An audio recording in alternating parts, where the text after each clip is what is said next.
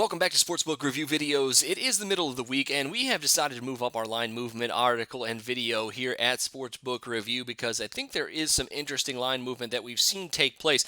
Could give us a better idea of how to act on some of this value before we get late in the week and some of it is gone. But we'll start it off with the Thursday night football contest between the Buffalo Bills and the New York Jets, where the Jets come in as a 2.5-point favorite and have moved down from -3 as they opened here earlier in the week. And I think that actually opens up a little bit of value on the New York Jets at -2.5, because despite the fact that the Buffalo Bills with Tyrod Taylor look healthy and ready to go here on the short week, I think the defense of New York and being at home is enough for me to lay the points with this one. I think especially with the line movement from -3 to -2.5, it opens up that 3-point spread. I really like the Jets here laying the points. They are a part of my NFL parlay this week for Thursday night.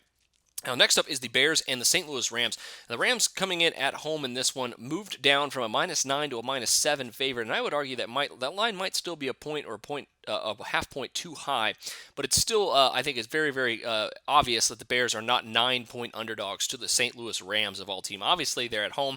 Good defense, but there's going to be a lot of Bears fans in the stadium as well here at the Edward Jones Dome in St. Louis. Don't be surprised if you see Chicago maybe even squeak in a backdoor cover in this game or potentially upset St. Louis, because they have been, for the first time in as many years as I can remember, have actually been a pretty good ATS team at points here this season. Now, finally, all the way over to Monday night is the Houston Texans and the Cincinnati Bengals from Cincinnati tonight.